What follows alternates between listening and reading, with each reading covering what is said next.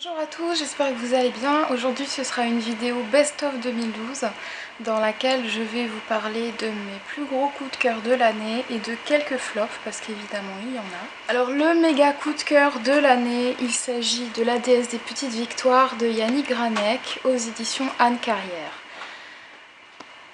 J'ai été transportée par ce livre, je vous en ai assez parlé je crois pour que vous sachiez tous que c'est mon plus gros coup de cœur de l'année. C'est un livre que j'ai découvert tout à fait par hasard, en fait j'en avais entendu parler à la radio mais voilà, je l'ai lu en fait dans des conditions où j'en avais presque pas entendu parler.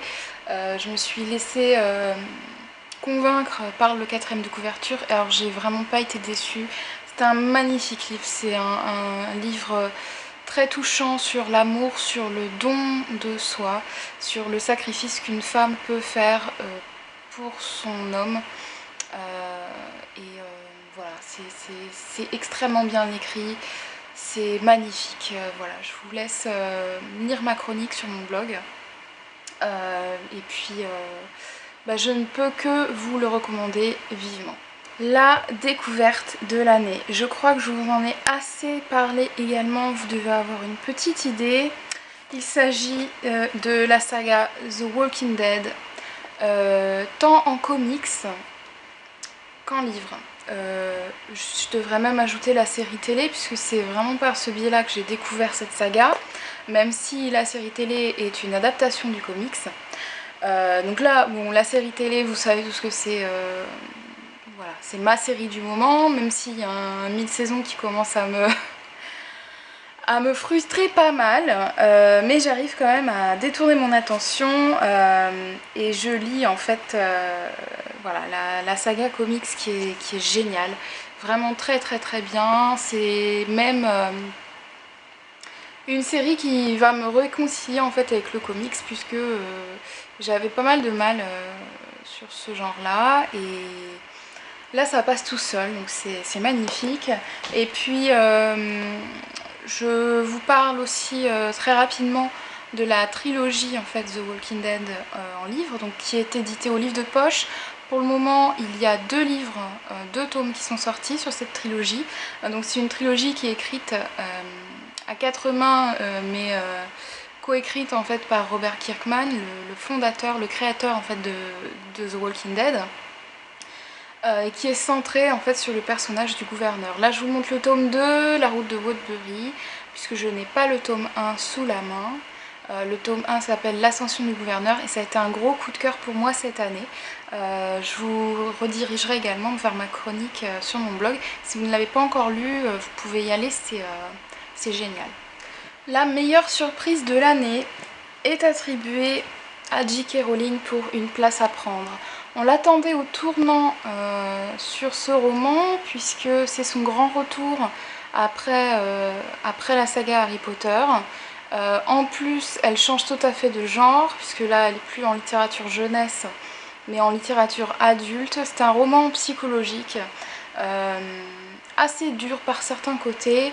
Il faut s'accrocher, je dirais, sur le premier tiers du livre parce qu'il y a énormément de personnages et on voit pas trop en fait où l'auteur veut en venir au premier abord. En revanche, moi j'ai adoré ce bouquin. J'ai trouvé que la maîtrise des personnages était vraiment excellente. Du point de vue psychologique, il y a plein de choses. C'est vraiment très très bien. Je pense en revanche que c'est un roman, soit on l'aime, soit on l'aime pas. Soit on est bluffé, soit on est déçu. Je pense qu'il ne doit pas y avoir vraiment de juste milieu, mais en tout cas pour moi ça a été une excellente surprise. La meilleure saga de l'année, pareil, je ne cesse de vous en rebattre les oreilles. Il s'agit pour moi de Sérum de Henri Lovenbruck et Fabrice Mazza, dont les 6 tomes, les 6 épisodes de la première saison sont déjà parus donc, chez J'ai lu. Et alors que dire, si ce n'est que je vous en parle pratiquement dans chaque vidéo. C'est génial, c'est très bien écrit, c'est à un rythme haletant, c'est une enquête trépidante. Les personnages sont assez creusés du point de vue psychologique, l'écriture est très cinématographique et ça se lit vraiment avec un plaisir très très très fort. Donc je ne peux que vous recommander encore la lecture de ces roms. Je ne cesserai de le dire, mais voilà, c'est la vérité. Ensuite, le roman qui m'a le plus bouleversée cette année, c'est une lecture que j'ai effectuée en début 2012.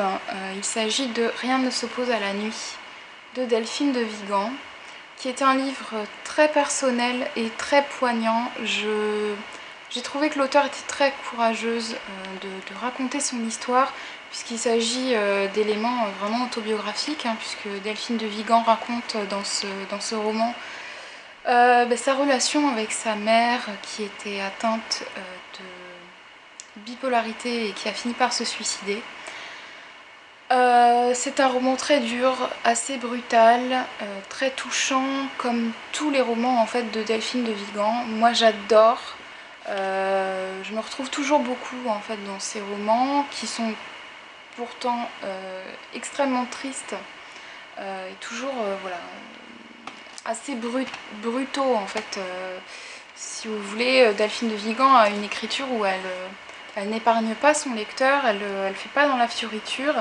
Et en fait c'est ça que j'aime parce qu'elle rajoute pas de pathos ou de joli je sais pas quoi, enfin c'est écrit comme ça vient et ça n'en est que plus bouleversant. Le roman qui m'a le plus effrayée, ça a été à la fois un coup de cœur et à la fois un soulagement de l'avoir terminé. C'est un roman qui m'a fait froid dans le dos à la lecture. Il s'agit de Comme ton ombre de Elizabeth Haynes. C'est un thriller psychologique qui met en scène Catherine, une jeune femme qui est poursuivie par son compagnon qui la harcèle et qui la bat. C'est un roman vraiment effrayant et en même temps plein de réalité, je crois, sur un problème qui est d'actualité partout, je crois, la condition des femmes battues. Pareil, ce que j'ai beaucoup aimé, c'est que alors le rythme est vraiment très haletant. Il y a une identification avec le personnage principal, le personnage de Catherine, qui est assez impressionnante. C'est-à-dire que j'avais aussi peur que Catherine, dans les pires moments du roman, j'étais aussi tétanisée qu'elle. Et ça, je trouve que c'est vraiment un coup de maître de la part de l'auteur. Et enfin, la troisième chose qui m'a vraiment beaucoup plu, c'est le fait que, encore une fois, ici, l'auteur ne rajoute pas de pathos. Elle n'essaye pas de donner l'avantage à son personnage, à un personnage ou à un autre. C'est écrit à la troisième personne, c'est un point de vue externe et j'ai trouvé ça assez intelligent quand même de la part de l'auteur, même si on voit en fait le quotidien de la femme battue. Et c'est un livre qui m'a fait prendre conscience de pas mal de choses, donc excellent. Le livre le plus instructif que je n'ai pas ici, il s'agit de La ferme des animaux de George Orwell. Je vous mets le lien vers la vidéo que j'ai consacrée à ce roman. C'est un tout petit livre qui de prime abord semble assez naïf et est écrit sur le mode d'une histoire pour les enfants et qui en fait recèle une extraordinaire analyse de la société soviétique avec un recul qui est assez impressionnant. J'ai été vraiment bluffée par ce livre et puis ça confirme en fait l'idée que j'ai de George Orwell qui est un écrivain vraiment un génie en fait, qui avait tout compris à son époque et si vous n'avez pas lu 1984, il faut absolument le lire. C'est un des livres, je crois, les plus édifiants du XXe siècle. Il faut vraiment absolument le lire. Et La ferme des animaux fait partie de cette catégorie-là. Le meilleur classique, alors ce n'est pas que j'ai lu énormément de classiques cette année, j'espère bien remédier à ça en 2013. au moins en lire un peu plus. Mais il s'agit pour moi d'un tout petit livre de Stefan Zweig, La confusion des sentiments, qui est un livre assez bien tourné, je dirais, très bien écrit, sur l'homosexualité, sur la relation d'un professeur avec son élève. Il faut le lire. Il faut le lire, ça fait 100 pages, ça vous prend 1 heure de lecture et vous en ressortez grandi. Le meilleur thriller, au final j'ai jeté mon dévolu sur Un employé modèle de Paul Cleave. Premier roman de Paul Cleave, premier roman que je lis. Il y en a un deuxième qui s'appelle Un père idéal que j'ai absolument envie de lire, qui n'est pas encore dans ma palle mais qui sera bientôt j'espère. Donc génial, j'ai adoré parce que j'aime bien les thrillers un peu originaux comme ça. On est dans la peau du serial killer et ça me plaît beaucoup, ça me rappelle Dexter, vous savez je suis amoureuse de Dexter et voilà, j'ai trouvé génial, j'ai trouvé le style de Paul Cleave teinté d'humour noir comme ça, vraiment très excitant et ça n'augure que du bon en fait pour la suite. Je pense que si Un père idéal est écrit sur le même ton, je risque vraiment de beaucoup aimer. Le meilleur livre de science-fiction que j'ai lu, alors là encore une fois, ce n'est pas que je lise énormément de science-fiction, bien que j'ai découvert là un auteur. Il s'agit du recueil de nouvelles Total Recall de Philip K. Dick. Philip K. Dick est un auteur incontournable de la science-fiction et j'ai adoré. J'ai adoré ce recueil. Vous avez des recueils, des nouvelles très connues comme Total Recall, Minority Report qui ont donné lieu à des adaptations au cinéma. Vous en avez d'autres qui sont moins connues mais qui sont tout aussi édifiantes. J'ai adoré l'univers de Philip K. Dick où on est en fait sur une oppression de l'individu par la société qui voit tout, qui entend tout. On n'est pas loin du Big Brother en fait de George Orwell dans 1984. C'est pour ça que j'aime bien comparer ces deux auteurs, même si je ne sais pas si c'est bien. Et j'ai vraiment beaucoup envie de lire d'autres livres de Philip K. Dick, comme Ubik, Blade Runner ou d'autres. Voilà. Ensuite, le meilleur roman historique, je ne pouvais pas ne pas l'intégrer dans ce best-of. Il s'agit du Nom de la rose de Umberto Eco. C'est un livre que je voulais lire depuis un petit bout de temps. J'avais vu il y a des années de ça l'adaptation de Jean-Jacques Hano avec Sean Connery que j'avais vraiment beaucoup aimé et je suis très contente d'avoir lu Le Nom de la rose. J'ai adoré, j'ai vraiment adoré. C'est un livre difficile d'accès par contre. Accrochez-vous sur les 100 premières pages, je vous le dis tout de suite. Les 100 premières pages sont très rudes et en général, si vous les passez pas, vous finissez pas. Il y a beaucoup d'éléments qui sont... que vous pouvez mettre de côté en fait à la lecture, ce que j'ai fait. Je pense que c'est un livre qui peut se lire plusieurs fois, même à l'infini. Vous trouverez toujours des choses à découvrir. Parce que Umberto Eco, c'est vraiment un génie, quoi. Il maîtrise l'enquête, il maîtrise le rythme, il maîtrise le style. C'est très bien écrit. Bon, il y a des passages en latin qui, en plus, dans mon édition, ne sont pas traduits. Je crois que c'est une volonté de l'auteur.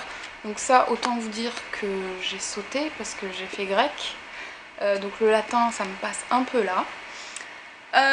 Et puis, il y a des passages aussi très instructifs, mais très difficiles à comprendre sur la situation religieuse, en fait, à l'époque de l'action. Et notamment sur les querelles entre les bénédictins, les franciscains, les machins, les trucs. Bon, ok, ça me passe un peu au-dessus de la tête, mais pourquoi pas, c'est très intéressant. Mis à part ça, il est génial, c'est un best-of, quoi. Le roman le plus fun de l'année 2012, il s'agit de Samantha Bonne à rien faire de Sophie Kinsella. Alors quel plaisir j'ai pris à lire ce bouquin. Voilà, ça a été une formidable découverte. C'est mon premier livre de Sophie Kinsella. C'est un de mes premiers livres aussi de chick lit. Voilà, 2012 a été l'année de ma découverte de la chick lit, même si j'en ai pas lu énormément, mais j'en lirai très probablement plus en 2013. J'ai adoré, j'ai trouvé Samantha vraiment délicieuse, pas du tout gnangnan, pas du tout cucu comme j'avais peur qu'elle le soit. Et j'ai adoré le style de Sophie Kinsella, son humour, sa façon aussi d'aborder des sujets un peu plus graves. J'ai vraiment beaucoup aimé. Et je pense qu'en 2013, je lirai la saga de l'accro au shopping pour en découvrir un peu plus chez Sophie Kinsella. Le roman qui m'a fait le plus rire en 2012, il s'agit de Pourquoi les gentils ne se feront plus avoir de J.S.K., qui est un jeune auteur dont je vous parle assez régulièrement. Je vous mets en barre d'infos le lien vers son blog et le lien vers ma chronique en fait de ce roman. Ça a été encore une formidable découverte. C'est un petit livre très drôle, avec plein de situations cocasses. Le titre m'a tout de suite interpellée. C'est grâce au titre en fait que je me suis intéressée à ce bouquin. Et voilà, je suis pas déçue. Il y a des tas de références à Star Wars, alors ça me plaît beaucoup. Voilà, si vous avez envie de passer un très bon moment, de rigoler, d'être en même temps attendri sans trop de chichi, c'est pas gnangnan, c'est drôle quoi, c'est génial. Voilà, donc lisez Pourquoi les gentils ne se feront plus avoir. Et enfin, dernière catégorie, alors vous allez peut-être sourire à la dénomination de ma catégorie, mais je me voyais vraiment pas faire un best-of de l'année 2012 sans parler de ce bouquin. Donc attention, accrochez-vous, il s'agit du livre qui recèle la meilleure scène érotique et je le décerne au tome 1 de Chasseuse de la nuit, donc au bord de la tombe de Janine Frost. Je sais, le chapitre 32 il est dans le tome 2, donc le tome 2 est dans ma palle, je lirai bientôt le chapitre 32, là vous êtes sûr qu'il sera probablement dans mon best-of 2013 également, mais plus sérieusement, c'est une excellente découverte. Moi qui n'étais absolument pas attirée par la beat lit, c'est mon coup d'essai et je dois dire que j'ai envie de dévorer toute la saga. J'ai adoré, j'ai vraiment adoré, j'ai beaucoup envie de découvrir Bones, j'aimerais bien le rencontrer d'ailleurs. Et puis j'ai pris mon pied tout simplement à la lecture. Ça a été un moment de lecture assez formidable. Je me suis éclatée, j'ai pris un plaisir de fou quoi. C'était vraiment, vraiment génial, un très très très gros coup de cœur. Donc pour ceux et celles qui n'ont pas encore commencé, je sais que vous êtes certaines à l'avoir dans votre palle, c'est que du bonheur. Et maintenant, je vais passer au flop de l'année 2013. Il en faut forcément. Il n'y en a pas beaucoup. J'ai mis que les 3 plus gros, on va dire. Alors, la plus grosse déception de l'année, il s'agit de La femme au miroir de Eric Emmanuel Schmitt. J'ai été déçue, mais alors déçue. J'avais adoré l'Évangile selon Pilate. J'avais adoré La part de l'autre. C'est avec ces 2 romans que j'ai découvert Eric Emmanuel Schmitt. Donc j'avais tellement adoré que je m'étais dit que j'allais dévorer tous ces bouquins, ce que j'ai fait pratiquement. Et là, c'est pas possible quoi. Je me suis ennuyée, j'ai mis un temps fou à le lire. J'ai trouvé les personnages cucu. Alors Anne de Bruges, elle m'est sortie par les yeux très rapidement. Et je le trouve... je sais pas, j'ai l'impression que ce livre a été écrit trop vite, c'est trop facile quoi, ça me va pas. Ça me va pas, j'ai été très déçue et j'ai été également déçue aussi en 2012, j'ai lu tous les récits du cycle de l'invisible d'Eric Emmanuel Schmitt et je dois dire que la majorité m'a déçue. Donc je sais pas trop, j'ai vu qu'il avait sorti un roman là dernièrement. Je le lirai peut-être pas ou j'attendrai qu'il sorte en poche parce que voilà, j'ai un peu peur d'être déçue. Donc. Alors dans les classiques, le classique qui m'a le plus déçue également, il s'agit du Fantôme de l'Opéra de Gaston Leroux. Alors là c'est plus qu'une déception, c'est même que j'ai détesté. J'ai même bâclé la fin pour dire que je l'ai pas abandonné quoi. Et j'ai détesté ce livre. Je l'ai trouvé long, très long. Alors au début ça va, mais alors il y a une espèce de milieu avec une histoire d'amour entre Christine et le fantôme. Et alors c'est long, mais c'est long. Et alors là j'ai décroché. Donc je le relirai peut-être un jour, mais pour le moment c'est un très très mauvais souvenir avec le Fantôme de l'Opéra. Et enfin dernier flop, le livre que j'ai trouvé le plus mal écrit, qu'il s'agit donc de Da Vinci Code de Dan Brown, que j'ai lu cette année juste pour voir en fait ce qu'il avait dans le ventre et s'il était à la hauteur en fait de la réputation de best-seller qu'il a.